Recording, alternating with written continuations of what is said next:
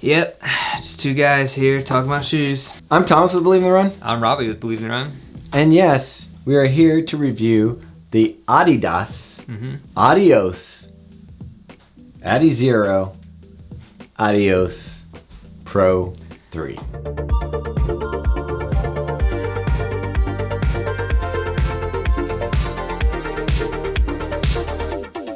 Yeah, before we get into it, Robbie, Yeah. shouldn't we just tell people to subscribe right now, because you're going to love our content so much. You're going to want to get it in your inbox, alerts on your phone, dings, dongs, Pro reviews. all of it. Yeah. We're going to get into the Adidas Adizero Adios Pro 3, which is a race day shoe. Adidas' top tier racing shoe. This is their $250 premium footwear that we've seen records broken, races won, podium smashed. I'm just gonna spin the shoe. Yeah, that's like one of those Greek rotisserie things where they do for Euros, where they I like that. they spin the meat And then around. they cut the meat off. Yeah. Robbie, let's start with this Cellar Mesh upper. Okay, yeah, cellar mesh, lightweight, breathable upper, very lightweight, very breathable. Now I do have some issues with the upper. Should I say the fit of the upper, or getting the fit of the upper? Yeah. Namely, the lacing system.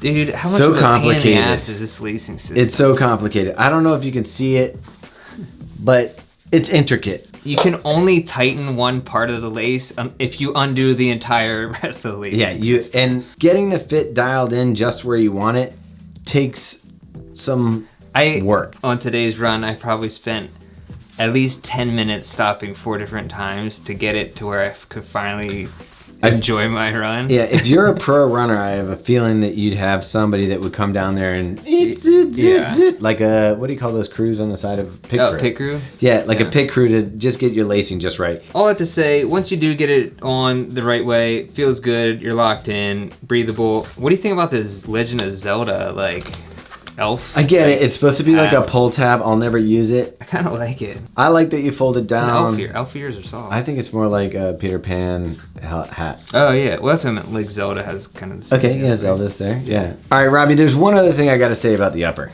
Yeah, go for it. The tongue. It's paper thin, like very thin. Yeah. Which comes with its... Like, you wouldn't send wedding invitations on this. It's too thin for that. You need a thicker cardstock. I think I've seen some wedding invitations that are that thick, which is... Okay. No, I'm saying that it should be thicker. Oh, yeah. I feel you. This would be a cheap wedding I feel you. invitation. Yeah. It's not gusseted, so it's pretty much a... You know, the whole getting the shoe on with the tongue fitting right and getting the laces dialed in right...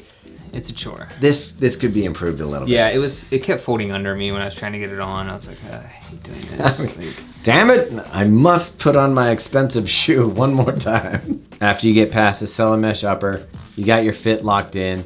You've got an insole in here that's not coming out, that's glued in. You're moving down to Light Strike Pro, Robbie, that looks like a Tesla truck. Yeah, it has a lot of geometry going on. Like a lot of angles. A lot of flat angles. Yep. Now, why would you cut stuff off of the midsole? I think they're really into samurai swords, and they just were like, let's just go crazy on it. You think they were like, hey, Steve, enough. Yeah. Stop chopping parts of the shoe And then they're off. like, hey, wait a second, that actually looks good. Whoa, that's lighter. Now, they looked at basically where a runner's footfall goes. Their data showed that, maybe you don't need as much stuff.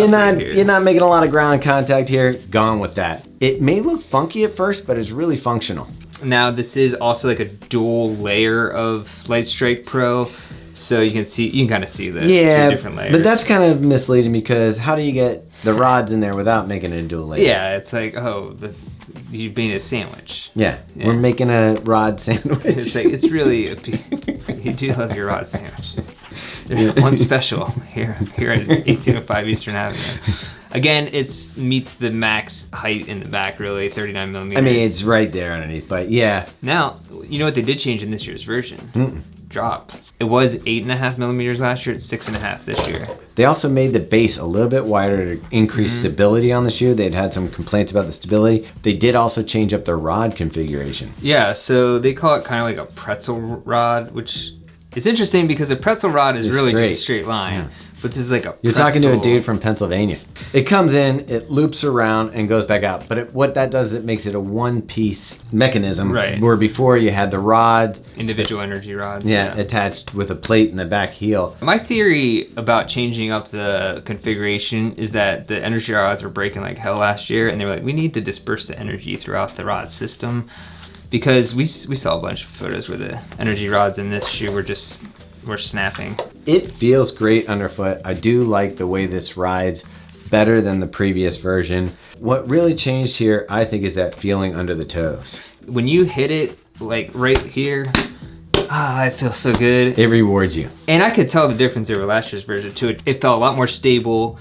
Cornering with this Continental rubber outsole, man, you can just fly around. You're going to the corners. Continental? Yeah. I mean, I just had to say, This stuff is magic. I don't understand it. I look at it and I go, that is smooth as glass. And this thing grips insane. The grip on this is fantastic. It is insane that I just don't understand it. Like I said, it's smooth, but for some reason it feels like it's biting into the surfaces. And we run over all different types of surfaces. So we're on brick, pavement, wood decking, the works. And then I feel like this is a little bit of a different rubber on the toe off to give you that extra little bite as you're coming through. I gotta say, after a couple workouts in this shoe, I think it elevated itself to like top 3 for me personally. I still would probably take the E6 Edge Plus, and then this is close. It has. I love the feeling of this both shoe. of those shoes, the Edge Plus and this one, again, reward that toe spring, that pop right here underneath the foot. So I'm not surprised you like both of these. For my size 10.5, Robbie, this was 8.3 ounces. 8.3 ounces or 237 grams. Still lighter than the Alphafly 2. It is lighter than the Alphafly 2. If I had to give a negative, I think we kind of talked about it. It was the upper, and I don't know that it runs long. It just feels a little long in the toe box for me, which I think is how the Takumi Sen was as well. Yeah, it fits true to size for me, but I think I am in between a 10.5 and a 10, so it works out nicely. The Cellar Mesh, while I'm sure it works well and it breathes well and it doesn't, like, if it gets wet, this isn't adding any weight to the shoe because it has no absorption qualities at all. It just also doesn't feel good to the touch. It's right, not, it's a little stiff. Yeah, it's not a luxurious feel. Exactly. It's a utilitarian upper. Looks wise, I wasn't super sold on it. I do think the last year's version is a lot better looks wise. I have to say, I'm really enjoying getting some miles in this. We're definitely going to be putting this on and putting it to the test some more. Anything else you want to add, Robbie? Just that it's $250 is available now, and it has broken a lot of records. All right, so what would you give this shoe? I mean, I'm giving this a green for sure. Does this match?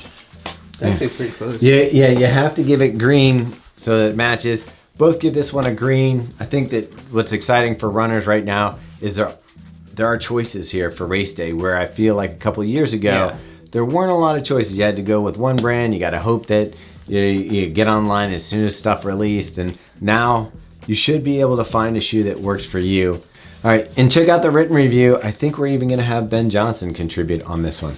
Yeah. Oh, I didn't know that. Yeah. Okay. I mean, I'm going to ask him on this. Ben, send out the Ben signal. hook us up. Yeah. Minnesota, send out the Minnesota Ben signal. Yeah. Is that good? That's good enough. Not bad. I've never Not been to bad. Minnesota, and Ben's the only person I know from there. So. What's that hot dish? Have you ever had that? Mm-mm.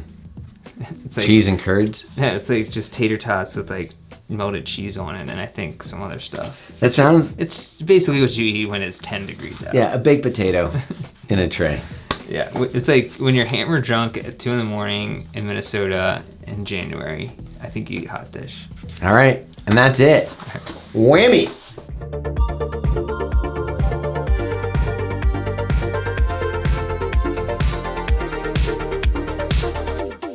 This. You know, I like that they stamped 39 right here. It helps a lot. It does. It's like, hey, these guys are going to review it. Might as well stick some They're numbers like, on there. They for can them. never remember what they're saying, so let's put it on there. All right. What am I gonna? Wait, are we doing? Wait, what was What am the I two gonna magic say? people from From what? From you remember the Bluths? Oh, Job and No, remember there was in love with the other magician. oh, with Ben Stiller's character. Yeah, and they were like, Yeah. yeah. Anyway, Right. that's neither here nor there.